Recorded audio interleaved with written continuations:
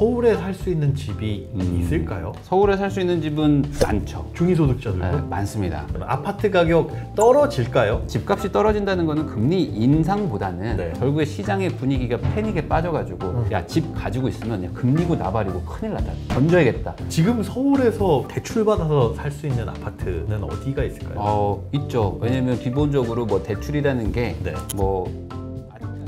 네, 여러분들의 돈을 불려드리는 시간 원고 투고 쓰리고 투자고입니다. 이거 고스톱으로 돈 버는 거 같은데. 자, 저희는 부익남님과 함께 하고 있습니다. 저희가 이제 2부 시작하기 전에 공통적으로 툭 던지는 질문입니다. 나에게 지금 20억이 그냥 쑥 생겼다. 네. 이걸로 투자를 한다면 네. 아파트, 토지, 상가 셋 중에 바로 투자하고 싶은. 네, 뭐 저는 상가, 정확하게는 빌딩 쪽에 투자를 할 거고요. 네. 왜 그러냐면은 저에게라고 말씀을 하셨기 때문에 저는 이미 주택이 있어가지고 네. 지금 사게 되면은 뭐 모든 중과세를 다 맞기 때문에 정부가 하지 말라는 걸 다 해놔가지고 아직 뭐 풀어준 게 없습니다. 예. 그래서 저는 이제 아파트를 사긴 좀 그렇고 뭐 상가나 빌딩 같은 거를 살 것 같아요. 그리고 지금 20억 정도가 있다는 것 자체가 네. 사실은 좀 이상한 거예요. 왜냐면 20억이 있는 무주택자분들이 그렇게 많지는 않거든요. 없지 않을까요? 20억인데 있긴 있습니다. 20억짜리 전세 사는 분들도 뭐 있기는 한데 그런 분들은 뭐 전략적으로 사신다거나 뭐 이런 것들이 많고 있어서. 웬만해서는 이 정도 돈이 있으시면은 네. 왜냐면 뭐 전세 끼고 사면 뭐 30억대들도 살 수 있는 돈이기도 하고 예.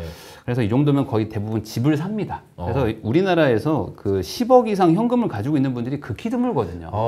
맞아요. 그 통계를 보니까 진짜 현금 10억 보유하신 분들은 이제 비중이 확 줄어들죠. 그래서 20억 정도 있으시면 대부분 집은 아마 해결을 하셨을 이미 것이고 있고. 그러면은 그 뒤로는 보통 뭐 상가나 땅 뭐 이런 것들로 가는데 뭐 저는 취향상 이제 상가나 빌딩을 더 좋아하기도 하고 네. 그래서 여러분들이 좀 오해하실 수 있는 게 있어요. 뭐냐면은 요즘에 막 반포에 막 아파트가 막 30억씩 하고 막 그러니까 사람들이 막 나라 미쳤다 막 이러잖아요. 그리고 이제 야, 뭐 저렇게 비싸냐, 뭐 이거 나라에 망조가 들었다라고 하는데 진짜 그런 분 계세요. 예. 아파트는 제일 비싼 게 30억이고요. 네. 상가 건물은 제일 싼 게 30억입니다. 그러니까 내가 사실 상가 건물을 가질 거라는 생각도 안 하고 그리고 내가 건물이라는 게 꼭 나한테 필수제가 아니기 때문에 그냥 저기는 저런가 보다 하고 그냥 이렇게 뭐랄까 좀 내버려 두고 있는 분들이 많은데 사실 집에 민감하시잖아요. 예, 근데 그렇죠. 상가 건물 같은 것들 올라간 거를 보면은 강남 무서울 정도로 올라간 것들도 많거든요. 그래서 세상에는 꼭 집으로만 돈을 버는 게 아니고 다른 걸로도 돈 많이 버셔가지고 그거 건물 팔아가지고 아파트 막 사러 오시는 분들도 많거든요. 그래서 뭐 그냥 전체적으로 좀 봐야지 너무 막 이 집에만 보면은 또 약간 좀 그 착시 현상이 있을 수도 있다. 뭐 이런 얘기를 뭐 한 김에 했습니다. 그러면 그 넓게 보면 그럼 그런데 나는 지금 집이 있기 때문에 각종 규제 때문에 상가를 선택한다라고 말씀을 하셨잖아요. 네. 만약에 그런 규제가 중과나 뭐 이런 것들이 없다. 그러면 선택이 조금 달라지실까요? 중과가 없다면은 당연히 굳이 빌딩을 살 필요는 없다고 저는 생각은 해요. 왜냐면은 이제 빌딩을 사러 가시는 분들도 물론 뭐 4억으로 쓰고 하는 것도 있지만 사실 규제를 피해서 간 것이 더 크거든요. 근데 이제 반대로 생각해서 아무 규제가 없다고 그러면 아파트가 이렇게 폭등하겠냐? 뭐 저는 또 반대로 그렇게 생각하기 때문에 이게 조금 역설적인 얘기인 것 같아요. 그러니까 이렇게 규제를 하고 뭐 이렇게 다 차단을 해놨기 때문에 사람들이 더 갖고 싶으니까 더 막 그 동네를 사고 싶어. 맞아. 안 사면 더 올라가니까. 그래서 막 더 이게 막 폭등한 것도 있다고 생각해서 이거는 뭐 서로 이렇게 뭐 이게 이러면 이렇게 할 수 있냐 이건 좀 아닌 것 같고 근데 이제 어쨌든 상가 쪽으로 가셔야 된다 이 정도 자산이면 이 정도는 그렇지 무주택 20억을 갖고 계신 거의 코인이나 뭐 이렇게 주식으로 아니면은 무슨 뭐 이렇게 스타트업으로 성공하시면 그런 분이 있더라고요. 30대 막 초반인데 35억 40억 현금 있는데 저번 옛날에 한번 상담한 적이 있는데 통장을 가져오셨어요. 그래서 3억 4천인가 했는데 34억이더라고요. 그래서 네. 왜 어떻게 이렇게 되신 거예요? 그랬더니 뭐 아는 형이랑 같이 창업을 했는데 잘 돼가지고 엑시트했어요. 그러면서 34억이라고 뭐 사고 싶으신데 그래서 압구정 현대가 괜찮잖아요. 그럼 그거 사시면 되겠네요. 막 그렇게 했던 아주 깔끔한 상담이 있었는데 그냥 그런 분들이 극소수라는 거죠. 예. 아주 극소수죠. 아, 있긴 있네요. 있긴 있죠. 야, 신기하다. 있긴 있습니다. 재미난 분인데 네, 알겠습니다. 자, 또 본격적으로 2부의 코너 시작하겠습니다. 네. 복과 덕을 주는 방, 복덕방입니다. 네. 이 시간 들으면 복과 덕이 생기는 시간입니다. 복덕방인데요. 중위소득자, 그러니까 네. 뭐 중위소득자라고 한다면은 그냥 우리나라에서 중간 정도, 아주 평범한 네. 평범한 사람들이 서울에 살 수 있는 집이 있을까요? 아, 서울에 살 수 있는 집은 많죠. 많습니다. 중위소득자들도? 네, 근데 아파트가 아니겠죠. 네. 그러니까 이게 무슨 소리냐면 중위소득이 뭐 어느 정도일까 뭐 대략적으로 생각해 봤을 때 그냥 4인 가족 기준으로 월 한 500 정도 버시는 분이지 않을까 뭐 대략적으로 생각을 해봅니다. 4인에 500 정도면 중위소득이고. 네, 그 정도라면은 연봉 뭐 6천 정도라고 생각을 뭐 가정을 해봤을 때 네. 그런 분들이 지금 아파트 중위 가격이 지금 거의 12억에 가깝기 때문에 사실 어렵습니다. 그리고 이제 뭐 강남 같은 경우는 중위 가격 기준으로 20억이 넘어가요. 네, 그러니까 사실 이 서울이라는 건 정말 대도시고 네. 대도시에도 이제 뭐 당연히 고소득자도 살고 뭐 저소득자도 살고 하는 거기 때문에 내가 중간 소득이라면 당연히 중간 정도의 집을 얻어야 되는 거잖아요. 그렇죠. 그게 맞죠. 아파트가 12억이라면은 네. 아파트는 조금 어렵다. 네. 왜냐면은 이게 우리나라는 또 워낙 또 이게 줄 세우기를 좋아하기 때문에 네. 아파트는 좀 대부분 상위권에 있습니다. 그러니까 아파트의 중위라는 거는 주택 기준으로는 꽤 상당히 거의 20%대, 20에서 25%거든요. 근데 소득은 그 전체의 중간이기 때문에 어쩔 수 없이 좀 뭔가 오피스텔이나 아니면은 좀 그 빌라나 이런 것들이 중위가 돼요. 다른 형태의 네. 주택. 근데 이게 아파트가 워낙 많이 올라갔고 예. 소득은 그에 대비해서 조금 덜 올라갔기 때문에 네. 이게 시차가 있습니다. 그러니까 내가 3년 전만 해도 네. 내 연봉이면 살 수 있었던 동네가 있었단 말이죠. 아파트. 조금 무리하면 샀어요. 근데 네. 그게 지금은 못 사는 가격대로 올라가 버리고 내가 이제 살 수 있는 거는 뭐 빌라랑 오피스텔이다. 예. 그러면은 사기가 싫어지는 게 이제 사람 마음이잖아요. 네, 그러다 보니까 조금 속상할 수는 있는데 네. 그래도 통계상으로 봤을 때는 아파트 빼고 나머지는 뭐 충분히 살 수 있는 금액대고. 네, 근데 이제 반대로 생각하면 예. 아파트를 아닌 다른 거를 사는 게 맞을까? 저 그 질문 드려보고 아니면 경기도로만 나가도 네. 경기도로 나가면 아파트를 살 수 있는 가격대거든요. 예. 그러다 보니까 지금 실제로 인구도 많이 줄어들고 있는 게 이 서울에 살던 분들이 경기도권에 나가서 서울 빌라보다는 서울 인근에 아파트를 사러 가는 분들이 좀 많아진 것 같아요. 어떤 선택이 더 옳은 거냐에 대한 답은 없겠지만 왜냐하면 사람 사는 게 네. 뭐 출퇴근 거리도 있고 애들 학교도 있고 뭐 여러 가지 주거 환경도 네. 있고 다양한 거니까 다르겠지만 참 일반적이라고 얘기하기도 뭐한데 똑같은 가격에 네. 서울에 있는 오래된 빌라와 네. 말씀하신 주변에 있는 그냥 괜찮은 정도의 아파트를 선택을 해야 된다. 네. 그 고민을 되게 많이 하실 것 같아요. 근데 제가 이걸 통계적으로 좀 따져보니까 네네. 실제로 어떤 선택을 많이 하나요? 절대 금액의 차이는 있죠. 네. 왜냐면 서울의 중위 가격은 12억이고 경기도는 막 5억, 6억밖에 안 하니까. 네네네. 근데 수익률, 올라가는 상승률은 사실 비슷비슷하더라고요. 그래요? 엄청나게 차이 나지 않습니다. 아파트 기준으로 말하는 겁니다.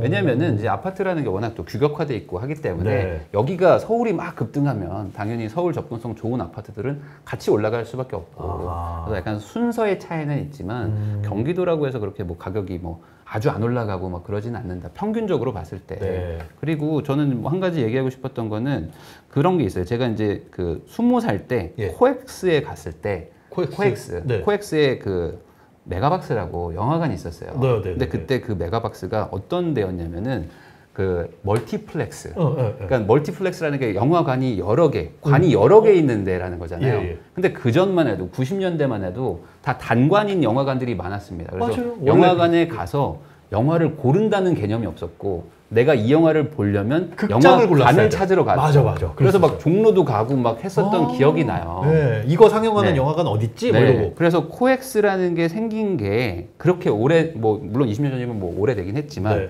그렇게 생긴 게 되게 신기하다 했었던 시절이 있었단 말이죠. 근데 요즘에는 뭐 경기도든 뭐 지방 도시든 다 멀티플렉스가 있고 다 마트가 있고 다 있잖아요. 아닌 게 더 신기하죠. 네. 그러니까 한 관을 만든다 망한다는 거죠. 뭐 비디오 방이야? 근데 큰 비디오가. 네, 그러니까 그건 말이 안 되잖아요. 네, 네. 그러니까 제가 무슨 얘기를 하고 싶은 거냐면, 그러니까 기존의 서울에서 살던 어떤 인프라라는 게 예. 이제는 많이 보편화가 됐고, 아. 그리고 이제 교통편들도 많이 좋아졌기 때문에 네. 예를 들어 뭐 나는 서울에 사니까 뭐 부자 된 느낌, 근데 경기도로 밀려나니까 막 속상해. 뭐 이렇게 생각할 필요는 없지 않을까. 현실적으로 지금 인프라라는 게 많이 상향 평준화가 돼 있기도 하고, 네. 그러면은 아까 말씀하신 것처럼 뭐 어떤 뭐 서울의 아파트가 아닌 빌라에 사는 거를 싫다면 뭐 경기도로 나가서 아파트에 사는 것도 저는 절대 나쁘지 않다라고 생각을 합니다. 본인이 주거에 대한 그 기준을 세워야 될 것 같아요. 네. 뭐 어디가 더 오르냐, 어디가 더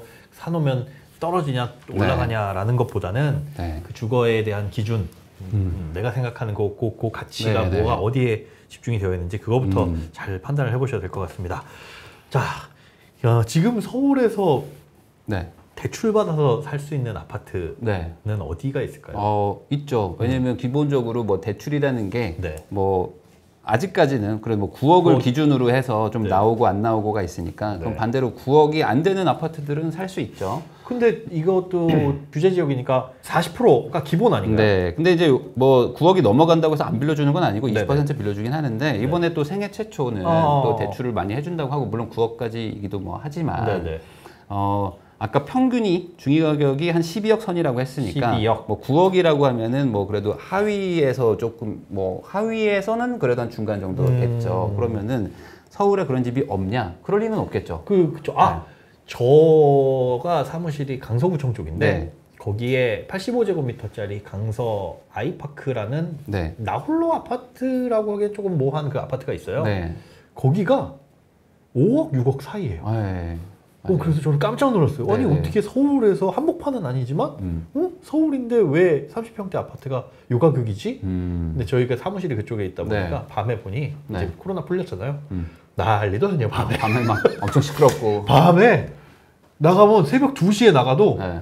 여기는 사람이 북적북적해요. 그러니까 살기 좀 힘들겠군요. 신혼부부는 좋을 것 같아요. 나가서 놀자. 그러기에 좋은데 애기들이 좀 있으면 그러니까 그런 것들을 따져봤을 때 여러 가지 여건 무조건 서울은 아파트 가격 얼마 이상이야가 아니라 상황에 따라서 비교에 많이 차이가 날 수 있겠다. 그렇죠. 사실은 서울은 25개구가 있고요. 근데 이렇게 얘기하면 25개구가 있다고? 라고 하는 사람들이 있어요. 왜냐면 내가 아는 건 강남구랑 서초구랑 송파랑 용산, 성수가 어디지? 막 이러고 있는 분이 훨씬 많거든요. 나머지 서울이야? 네. 그러니까 서울은 되게 넓고 네. 그러니까 서울 평균으로 쳤을 때는 많죠. 여전히 많이 있습니다. 그리고 평수를 뭐 25평으로 줄인다거나 뭐 18평 정도로 줄이면 가격대 절대 가격이 내려가니까 살 수 있는 건 분명히 있는데 네.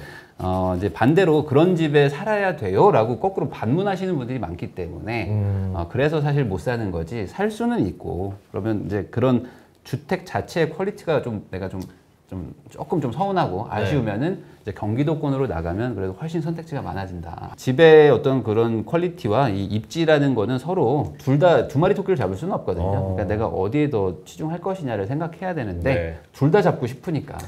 그러니까 이제 조금 주저하게 되는 거죠. 사실. 욕심을 못 버리고 네. 참 어느 거 하나는 포기를 하고 현실을 인정을 하고 내 수준을 정확하게 파악하는 게 제일 중요한 것 같습니다. 우문현답을 기대하면서 질문드리자면 아파트 가격 떨어질까요? 우리 사실 그걸 기대하시는 실수요자가 많았을 것 같아요. 근데 너무 급작스럽게 올라갔으니까 이게 하락세는 아니더라도 그 과거에 생각했던 그 가격까지는 아니더라도 그래도 이건 너무하지 않을까? 조금 떨어져서 내가 현실적으로 바라볼 수 있었던 그 눈높이로 돌아올 가능성은 없을까 기대하시는 분들 계실 텐데 이게 참 속상한 얘기인 게 그 2018년 19년도만 해도 최소 2017년 가격으로 돌아와야 된다 아니면 2015년 가격으로 돌아와야 된다 이런 얘기들이 많았어요. 인터넷에서. 근데 이제 22년 정도 되니까 2020년 가격으로 돌아와야 된다 뭐 이런 얘기를 하시는 분들이 많아요. 그러니까 이제는 2017년 얘기를 하기가 참 뭐한 상황이 된 거죠. 그럴 거면 1970년 얘기하지 이러죠. 그러니까 전세값보다 사실 그때가 더 낮았을 수도 있으니까. 그래서 이게 무슨 소리를 하고 싶은 거냐면 사실 이 가격이 이렇게 상승하다 보면은 당연히 떨어져야지라는 그런 어떤 기대 심리가 생길 수밖에 없어요. 사람이. 그렇죠.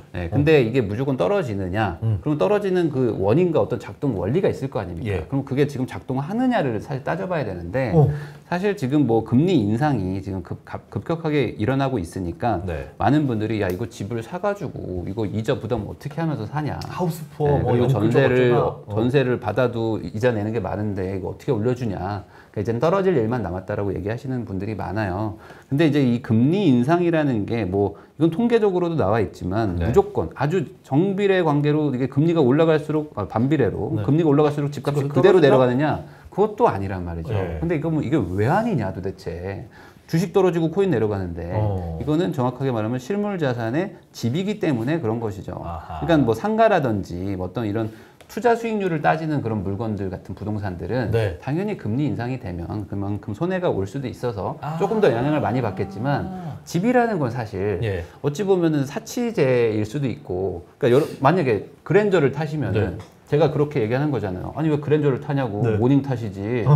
이거 모닝 사면 훨씬 더 싼데 그러면은 맞는 말이긴 해. 네. 그죠? 그러면은 아 그러네 그랜저를 팔고 모닝으로 가야겠다라고 생각하냐 이거죠. 아니죠. 아니잖아요. 그러니까 이게 집이라는 거기 때문에 비용이 늘어난다고 해서 비용이 느네 팔아야지가 아닐 수 있다 이거죠. 네. 뭐 기름값이 오르면 차를 파나요? 아니잖아요. 그냥 기름값을 내면서 타고 다니잖아요. 어쩔 수 없이 만약에 유지하지 못하는 상황이 아니라면 네. 기름값 때문에 내가 파산하겠다. 그렇죠. 이런 상황이 네. 아니라면 그러면 유지하지 못하는 사람들은 누구냐 도대체. 그럼 대출을 엄청나게 많이 받고 뭐 거기에 모든 뭐 지인 대출까지 다 끌어다가 내 능력으로는 도저히 안 되는 사람들 입장에서는 금리가 올라가면 직격탄을 맞겠죠. 네. 근데 뭐 다들 아시겠지만 최근 한 2년, 3년간은 대출도 상당히 많이 규제를 했었고 예. 그 사이에 집값이 오른 것도 있기 때문에 실질적으로 LTV를 40% 정도 받아가지고 집을 산 분들은 집값 상승분까지 따지면 지금은 실제로 대출이 한 30%대, 뭐 35%대인 분들이 집값이 많아요. 반토막 나도 네. 물론 반토막이 나면 뭐 속상은 하겠지만 그런데 그래도 문제는 없는 거잖아요. 반토막 나도 뭐 아주 단순히 얘기하면 그렇죠. 네. 그러다 보니까 이제 작년 말에 산 사람들은 어떻게 되는 거냐? 꼭지 잡은 사람이라고. 그러니까 여기에 지금 네. 얘기를 하는 분들이 많거든요. 작년 말. 그러면 작년 말에 그럼 많이 샀냐? 그러면 작년도 뭐 아시겠지만 거래량이 그렇게 많지는 않았었던 맞아요, 때였거든요. 맞아요. 그럼 그분들은 그러면 힘들겠죠. 당연히 금리가 올라가면. 네. 근데 그분들이 그럼 많은지도 우선 따져는 봐야 되고, 그리고 그분들이 대출을 그럼 많이 받았냐? 또 따져봐야 따져봐야 돼요. 되고. 그럼 그분들이 9억이 또 넘어가는 분들은 사실 많이 못 받았고, 안 그래서 나오니까. 오히려 지금 9억 이하, 뭐 6억 이하의 어떤 정부 기금 대출을 받은 분들, 뭐 보금자리라든지 뭐 이런 것들을 받아서 한 분들이 조금 힘들 수는 있다. 근데 그건 다 고정금리잖아요. 그 얘기를 하고 싶었습니다. 네. 그러니까 좋네요. 이렇게 다 하셔가지고. 아니. 네. 뭐 그 힘들 게 있나? 네, 그러니까 이분들은 또 고정금리니까 또 살만하니까 또 받아 놓으셨을 거란 그렇죠. 말이죠. 네. 그래서 지금 이 상황은 어떤 거냐? 유가 급등과 똑같은 거다. 그러니까 금리가 올라가면 네. 당연히 자동차 타는 게 부담스럽지만 그렇죠. 그렇다고 차를 팔 사람이 얼마나 많을까를 고민을 해봐야 되는 거죠. 그래서 집값이 떨어진다는 거는 금리 인상보다는 네. 결국에 시장의 분위기가 패닉에 빠져가지고 야, 집 가지고 있으면 야, 금리고 나발이고 큰일 났다. 던져야겠다. 뭐 특정 지역을 말해서 좀 죄송하지만 네. 아니다. 말 안 하겠습니다. 특정 지역을 말 안 하겠습니다. 그러니까 어떤 지역들은 지금 공급이 되게 많아요. 그런 곳들은 그리고 옛날에 금리가 내려가던 시기에도 공급이 많았던 지역들이 있었어요. 예. 그런 데들은 금리가 내려가도 집값이 같이 떨어졌었거든요. 공급이 많으니까. 그러니까 결국에 공급이 많고 빈집이 늘어나면 그 동네 집주인들 입장에서는 야 이거 큰일 났다 하면서 팔거든요.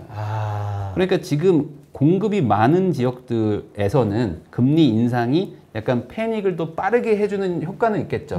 근데 공급이 아예 없고 이거 팔아야 어차피 전세나 월세를 가야 되는데 이 동네 전세 월세 구하기도 쉽지 않은 동네라면은 아까 말한 것처럼 차를 팔고 그러면 걸어 다닐 거냐 아니면 택시 버스나 이런 걸 탈 거냐 아니면 그냥 있는 차 어차피 이거 팔아봐야 중고차값 얼마 못 받는데 네. 그냥 유가 올라가도 그냥 타자라고 할지를 판단은 해봐야 된다.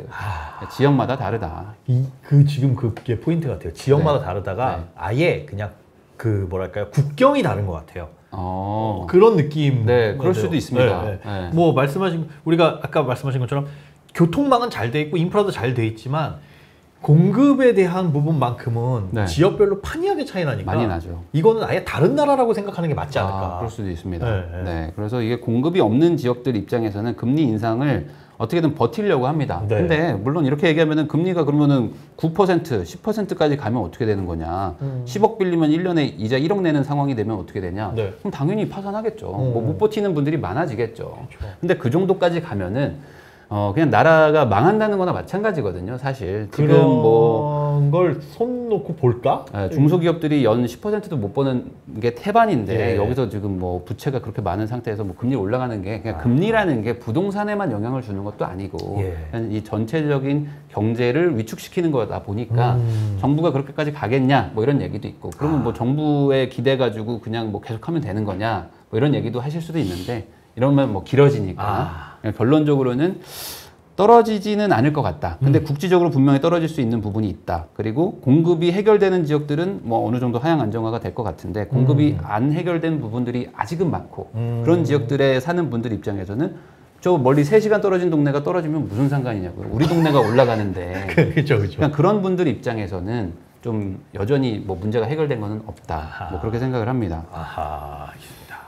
이 공급에 대한 부분에 있어서 청약 시장도 지역에 따라서 굉장히 크게 차이가 나잖아요. 심지어 지역에 따라서도 차이가 나고 요즘에 보면 면적에 따라서도 굉장히 크게 차이가 나던데 이렇게 크게 차이가 나는 결정적인 이유는 뭘까요? 결국에 청약이라는 것도 사실 요즘에 좀 왜곡된 게 청약이 싸게 산다라고 생각하시는 분들이 많아요. 아무래도 그게 그냥 고정관념이라고 해야 될까요?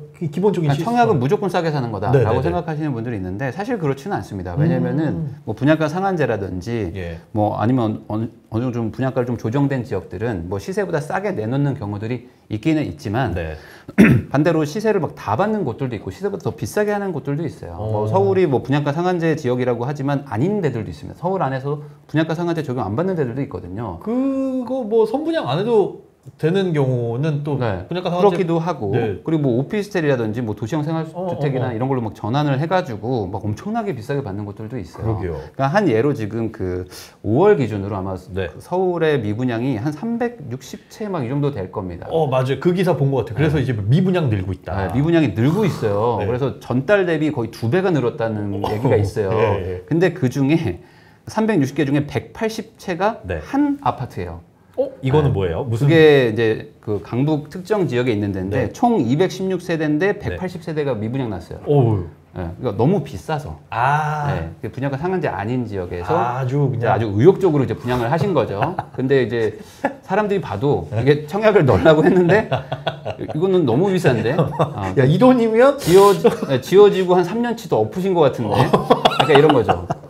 소나타인데 가격이 2028년 뭐 기준으로 이렇게 한 거예요. 뭐 예를 들어 2028년 다 고려해서 그러면 미분양이 막 터지는 거잖아. 미계약하고. 근데 그게 또 몇 프로 또 할인해서 또 분양하더라고요. 그러니까 너무 비싸니까. 그러니까 할인이 아닌 거죠. 어찌 보면은 뭐. 제 가격이죠. 원래 5만 원. 2배 부르고, 2배 부르고, 뭐, 15% 깎아줄게, 뭐 이런 거일 수도 있고. 그러니까 옷을 약간 그 택 한 번 더 붙여가지고 30% 할인 이런 거 있잖아요. 그런 거일 수도 있잖아요.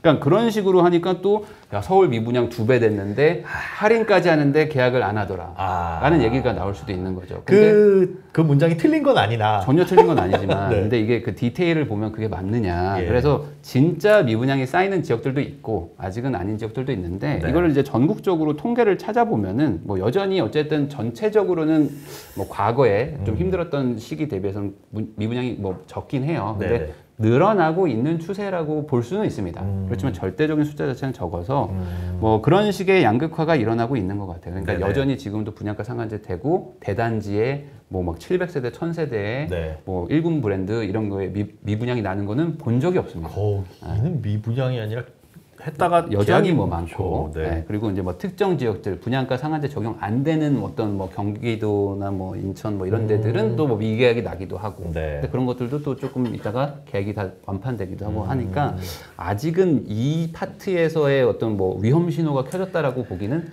뭐 수도권 안에서는 아직은 아닌 것 같다 생각을 합니다. 세부적인 건 좀 들여다봐야 된다. 뭐 말씀하시니까 예전에 뭐 미계약 나고 뭐 이런데 강서구에 뭐가 있었다. 그래서 한번 그 아파트를 보니까 20제곱미터 이하 굉장히 조그마한 그거 20제곱이면 원룸이네요. 그게 아파트라고 나홀로 아파트가 이게 들어선 게 있는데 거기가 뭐 미계약 나서 이제 사람들이 청약 시장 열기 꺼지나 뭐 이런 제목의 기사를 달아놨더라고요. 근데 우리들 그런 걸 볼 때 조금 귀찮고 번거롭더라도 미분양, 미계약이 도대체 어디서 났는지 그런 걸 찾아볼 필요 있습니다. 공부 좀 해봐야 될 것 같습니다. 자, 임대차 3법 예, 이게 참 굉장히 큰 이슈잖아요, 지금도. 네. 그러면 이게 이제 2년을 맞이하고 있습니다. 네. 전월세 대란 우려 많이 했었죠. 그것 네. 때문에 이제 정책이 나온 것들도 있고. 네. 진짜 이제 대란은 걱정 안 해도 될까요? 뭐 저는 개인적으로는 이대로 가면은 대란이 난다는 거는 뭐 명확하다라고 생각을 하고요. 네. 이거 정확하게 표현하면 이미 대란은 났던 거고, 대란은 났고 그걸 그냥 그 계약갱신 청구권이라는 걸로 막아놨다. 네. 왜냐면 이미 시세가 오른 거는 뭐 사실이기 때문에 시세가 오른 거와 이제 과거 가격과의 그 차이가 뭐 네. 적게는 20% 많은 데는 뭐 50% 이상 나는 곳들이 많아요. 근데 이제 이거에 대해서 이제 재계약을 할 때 어떤 안전장치가 없으니까 예. 뭐 지역마다 다르겠지만 특히 뭐 학군지 같은 곳들 입장에서는 주인들이 올려달라는 대로 올려줄 수밖에 없거든요. 당연하죠. 왜냐면 우리 아이가 고1인데 지금 이 상황에서 재계약을 안 할 수가 있느냐. 뭐 옆동으로 가면 그러면 싸냐. 옆동도 마찬가지로 비싼 건 마찬가지니까. 그런 식으로 지금 이미 오른 거를 맞춰줄래 말래의 싸움일 수도 있거든요. 근데 이게 좀 오해가 있는 게 이거 같아요. 그러니까 이게 8월부터 네. 엄청난 대란이 일어난다라고 얘기를 하니까 8월에 막 진짜 막 시장이 붕괴될 수준의 어떤 대란이 오는 거라고 생각하시는데 네. 이게 정확하게 얘기를 하면요. 20년 8월부터 계약갱신 청구권을 쓰기 시작하신 겁니다. 네네네. 그러니까 어떤 분들은 22년 7월 30일에도 계약갱신 청구권을 써요. 하신 분도 있고. 네, 그러니까 이게 총 24개월에 걸쳐가지고 전세입자들이 24번에 쪼개져서 지금 계약을 하고 있는 거다 보니까 아주 단순히 얘기하면은 한 4% 정도가 네, 그러니까 그 전세 인구의 한 4% 정도씩이 매달 지금 계약갱신 청구권을 하실 거예요. 네. 물론 중간에 먼저 하시는 분들도 있겠지만 그러면 이게 8월에 터지는 게 아니라 쌓이겠죠. 네, 점점 그렇죠. 점점 쌓일 것이고 그러다 보면은 아마 하반기쯤 가면은 그래도 한 20%에서 30% 정도인 분들이 이거 계약갱신 청구권 때문에 지금 너무 많이 올랐다. 어떡하냐, 나 계약갱신 청구권도 못 쓰는데 이런 게 걱정되니까 이번에 정부에서 상생 임대인이라는 제도를 통해서 그래도 조금 그 수요를 좀 낮춰보자라고 정책이 나왔다. 네. 그래서 어떤 기사나 이런 걸 보지 마시고 정부가 어떤 행동을 하는지를 보면은 조금 더 명확할 것 같아요. 네. 네. 정부는 지금 우려하고 있는 건 사실이죠. 그 우려가 계속 예고가 되어 왔었기 때문에 네. 그런 정책들도 많이 내놓는 거고. 네. 근데 한편으로는 우리가 전월세에 사는 세입자들은 당장의 그 전월세에 대한 가격도 부담이지만 이게 혹시 집값 상승을 자극할 요인은 없을까? 아, 네. 또- 있죠. 네, 저는 이게 있다고 보는 게 예. 뭐 특정 사례를 얘기하면요. 네. 예를 들어 이런 겁니다. 아파트가 22억짜리가 있어요. 근데 여기 월세가 1억에 뭐 400, 뭐 300, 뭐 이렇게 들어가 있는 물건들이 있어요. 네네네. 그러면은 이제 그 전에 살던 그러니까 이 주인분 입장에서는 뭐 돈이 조금 있으셨나 봐요. 그래서 그냥 뭐 10몇 억일 때 네. 사셔가지고 뭐 그냥 월세나 받지 하고 그냥 월세를 주셨던 거겠죠. 네. 근데 그게 이제 집값이 많이 올랐습니다. 예. 그래서 이걸 이제 팔아야지라고 생각하는데 이 보증금이 1억이잖아요. 네. 그런데 이게 지금 계약갱신 청구권을 쓰신단 말이죠. 음. 그러면은 21억이 있어야지 이 집을 사는 거잖아요. 그죠. 누군가 22억이 살려고 됐는데 그러면 이거를 못 팔잖아요, 사실상. 아. 네. 그리고 어. 이분들이 집을 보여주지도 않고 세입자가 그러다 보니까 21억 있는 분만 연락 주세요 뭐 이러거든요. 근데 옆집은 전세가 15억이에요. 그래서 7억 주면 산단 말이죠. 그쵸. 그러면 이런 집이 팔리겠냐고요. 안 팔리겠죠. 그죠. 네. 없죠. 당연히 안 팔리겠죠. 그런데 그런 물건들도 이제 나올 거 아닙니까 어쨌든 이제 2년 다 4년을 사셨으니까 네. 뭐 그런 것들도 나오고 그러면 옛날에는 그런 물건들을 한 1억이나 2억 막 깎아서 팔았거든요. 어쩔 수 없으니까 아무도 예, 안 사주니까 네. 금매로 팔았는데 뭐 그런 것들도 다시 정상가가 될 수도 있고 아, 그리고 그런 이제 이유로. 그리고 이제 전세를 그동안 올려 받았어야 되는데 못 올려 받은 부분이 분명히 있잖아요. 분명히 있죠. 그거는 없을 수 그러면은 없죠. 반대로 이제 사려는 분들 입장에서도 네. 그러면 이번에 올려 받으면서 갭이 또 줄어드는 것도 있으니까 아. 뭐 이게 세금 정책을 좀 봐야 되겠지만 네. 그래도 어쨌든 집을 사고 싶은 분들 입장에서는 살만도 하겠는데 거기다 이번에 상생 임대인까지도 주니까 오케이. 그러면은 좋다. 기존 주인하고 계약을 먼저 하고 네. 그래서 주인을 바꾼 다음에 기존 계약자랑 한 몇 달 안 남은 계약자를 내가 인수한 다음에 어허. 새로 바꿔버리면 그냥 사실상 거의 갭 끼고 집을 사는데 그렇죠. 먼저 인수는 받았어요. 그리고 소유권은 받고 그리고 새로운 상생 임대인 맞추면 나 실거주 2년 이제 앞으로 다음번에 받을 수 있으니까 이런 것들까지 전략적으로 생각하는 분들이 있다면은 이제 좀 매수 수요를 조금 더 자극할 수 있을 것 같아요. 아무래도 어쨌든. 매수하는 네. 입장에서 조금 긍정적인 좀 네. 혜택이라고 할까요? 뭔가 조금 네. 여유로워지는 그런. 아, 그러면 여기서 뭐 금리가 올라가는데 사겠냐라고 하실 수 있는데 이건 또 어쨌든 전세를 끼고 사는 거기 때문에 거의 뭐 부담 없네요. 뭐 전세 자금 대출에 뭐 부담을 느껴서 뭐 전세가 좀 덜 올라갈 수는 있지만 그래도 과거 대비 눌린 가격이 좀 올라가니까 아무래도. 그래서 좀 거래를 조금 더 할 수 있지 않을까라는 생각에서 네. 조금 더 상승세가 조금 더 오지 않을까라고 생각은 합니다. 그게 훨씬 더 설득력이 있습니다. 네. 자, 실거주라고 한다면 무조건 집을 사는 게 맞다. 네. 라고 하는 말에는 어떻게 동의를 하시나요? 사실 실거주자들 입장에서는 집을 사는 게 맞기는 맞죠. 근데 이제 그러다 보면은 이제 이런 질문을 하시게 돼요. 그러니까 실거주자가 집을 사는 게 이상하다라고 말하는 사람은 한 명도 없어요. 근데 그렇게 하다 보면은 뭐 때문에 걱정하냐면 내가 가진 돈은 적은데 이 돈으로 살래니까 너무 안 올라갈 것 같기도 하고 남들이 좀 안 좋아하는 거를 내가 그냥 이걸 떠안는 게 아닐까 하는 부담감이 있는 거죠. 그러니까 예를 들어 내가 돈이 뭐 50억이 있어요. 그러면 그냥 제일 좋은 거 사시겠죠. 그런 분들은 고민 안 하는데 내가 뭐 3억이 있고 1억이 있는데 이걸로 서울에 실거주 사야 돼요? 뭐 반지하라도 사야 되나요? 라고 물어보시면 그때부터는 고민인 거잖아요. 그러니까 실거주면 무조건 사라라는 거는 진실은 아니죠. 실거주면 사라는 거죠. 무조건을 빼고요. 무조건이라는 건 아무거나 사는 거니까. 그러니까 실거주면 사라. 가능하면 사라. 그리고 가능하다는 게 뭐냐? 가능이라는 거는 능력이니까. 그럼 그 분이 내 가진 능력 안에서, 내 가진 돈 안에서 그래도 조금 좀 우량한 거를 살 수 있는, 구분할 수 있는 능력이 있으시면, 그게 가능하시면 실거주 물건을 사라는 거죠. 그러니까 결국에 이 앞에 또 붙는 거야. 공부해서 가능하면 실거주를 사라. 라는 거지. 무조건 사면 다 돈 법니다. 라는 거는 그건 뭐 말 그대로 거짓말이니까. 그래서 공부를 해서 가능하다면 사시는 게 그래도 유리하다. 아직까지는 전 유리하다고 봅니다. 아직까지는. 전월세 시장이 좀 불안하니까요.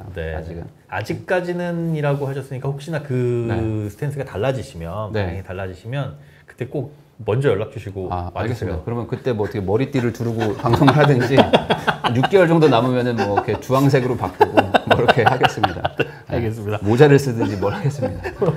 당근을 흔들니까 복과 덕을 주는 방 복덕방 코너였고요.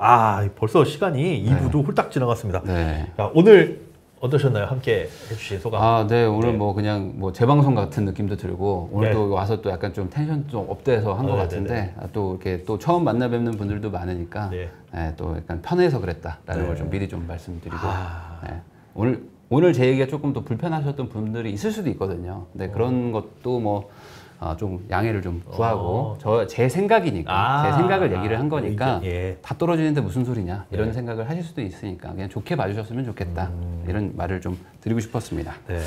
사실은 그게 제일 위험한 것 같아요. 지금 잘 짚어주신 게 요즘에는 유튜브나 뭐 이런 영상들이 하도 많은데 내가 듣고 싶은 것만 들으면 알고리즘이 그것만 추천해줘서 글로 빠져버려요. 유튜브의 폐해입니다. 이게 굉장히 골고루 넓은 사고를 해야 되는데 나는 그래 이게 옳아 그러면 계속 그거 알고리즘이 그것만 추천하다가 이게 마치 진리이냐 야, 다들 이렇게 얘기하던데 그런데 내가 보는 영상이 세상의 전부는 아니라는 거. 맞습니다. 그래서 고루고루 넓은 그런 시각 그리고 공부 열심히 해야 된다는 것도 강조해 주셨습니다. 다음번에도 저희가 기회가 꼭 있으면 아마 모시려고 노력을 많이 할 거예요. 저희 제작진 분들이 와주실 거죠?